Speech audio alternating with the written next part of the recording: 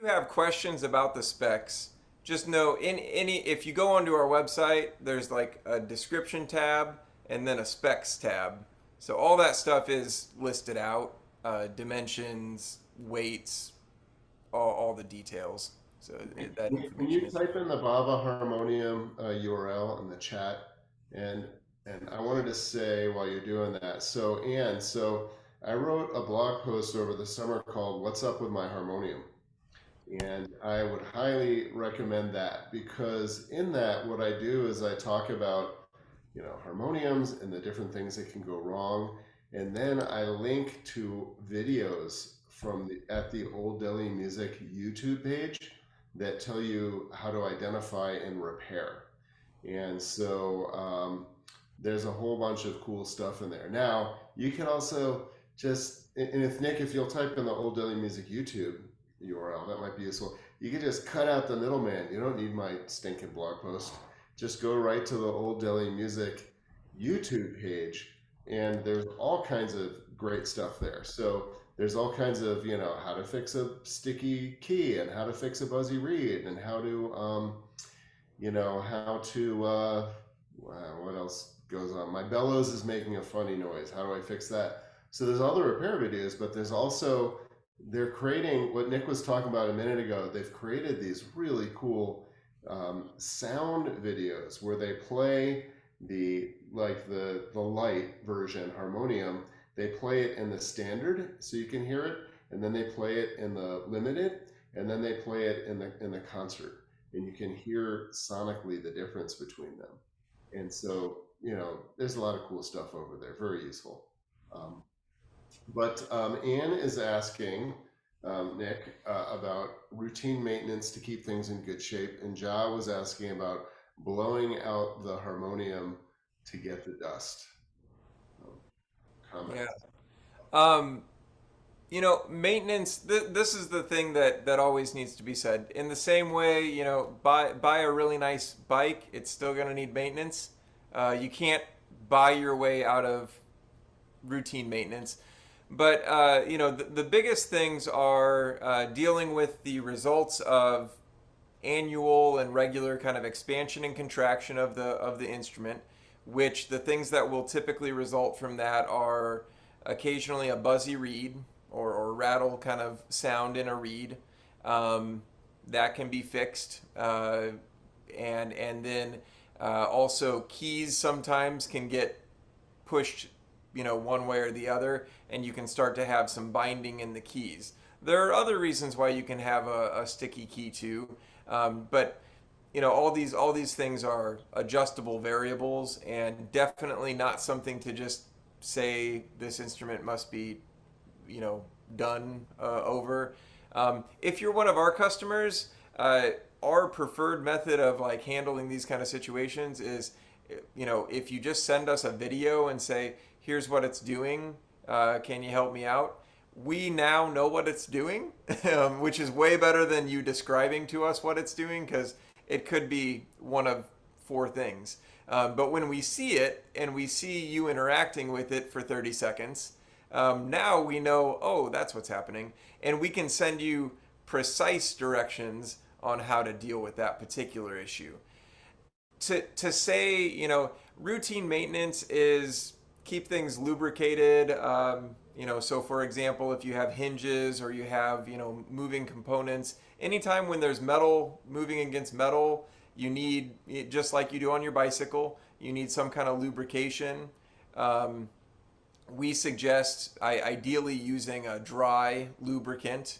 There's a product that we use in the shop from WD-40, but it's not the oily stuff.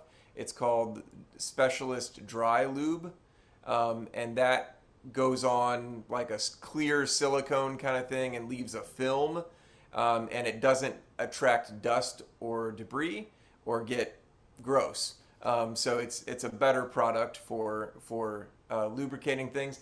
Bellows, um, and this again is not every day, but your bellows, it's leather in these little folds right here, And just like your shoes eventually start to crack and dry out, or anything made of leather starts to get you know cracked. Well, you can sometimes start to hear the bellows make actually like you know a sound that is a squeak or a creak or something like that, and it's just that these little bellow folds right here have gotten dry.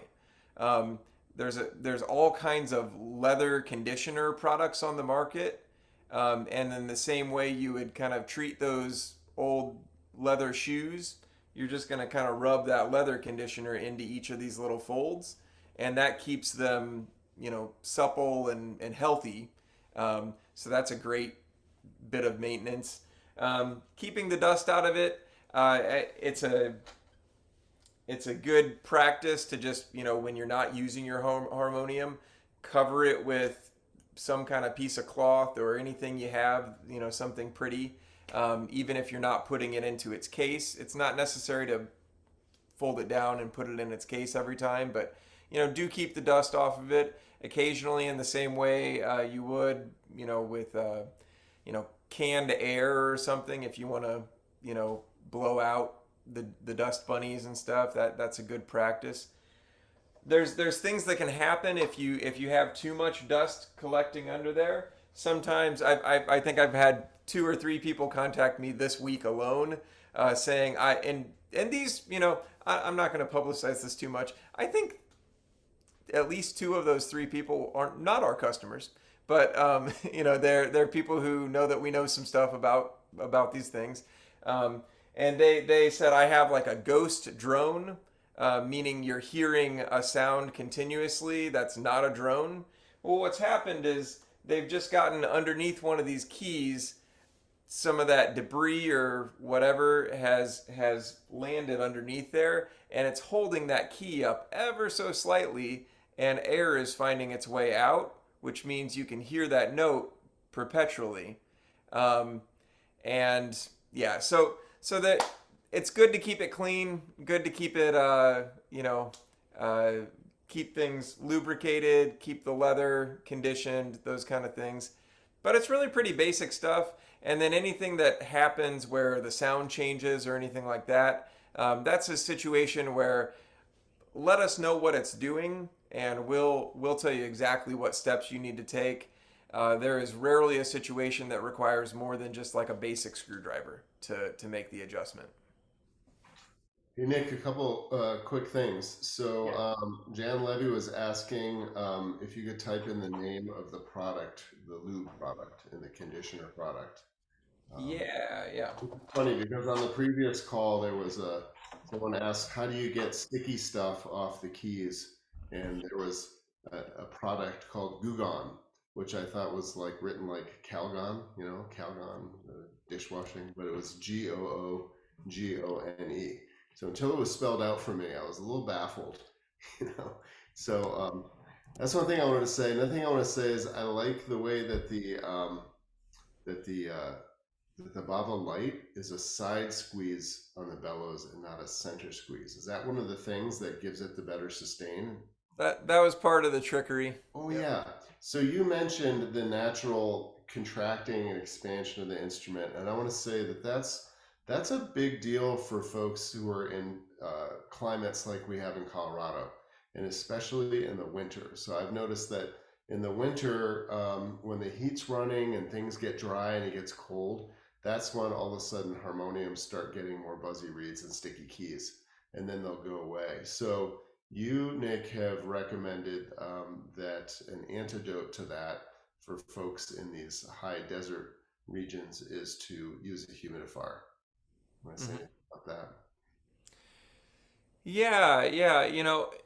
Customers in Hawaii have the opposite problem where they're running a dehumidifier to Mm. and try to mitigate for corrosion and the instrument expanding like crazy because of all, wood naturally takes on moisture. You never have wood. Uh, Actually, to be really nerdy, there's a term called EMC, equilibrium moisture content, and that's what you want for the wood to be stable. But EMC is a range. And if you're in an environment like Colorado, it's going to be on the lower end of the EMC range.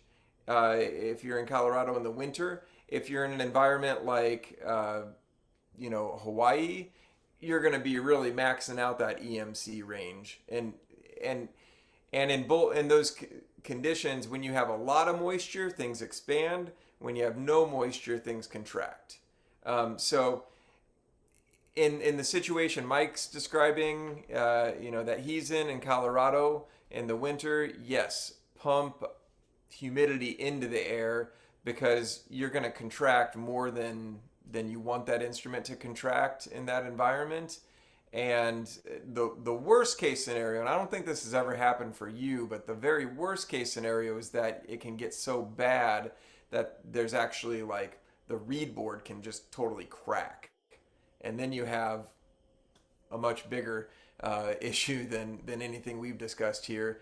But you avoid something like that scenario by pumping some humidity into the environment where the instrument is generally housed, and just keeping it, again, you're keeping the bellows conditioned and keeping some moisture in the leather. It keeps it healthy basically. And similarly, you're keeping some moisture in the wood, which keeps it healthy, keeps it from drying out too Um, much. I want to say thank you, Nick, for coming and shedding some light. These harmoniums are beautiful and amazing and mysterious creatures to most of us. I've been learning a lot about them over the years, but I'm always amazed at how little I know. And thank you for making these.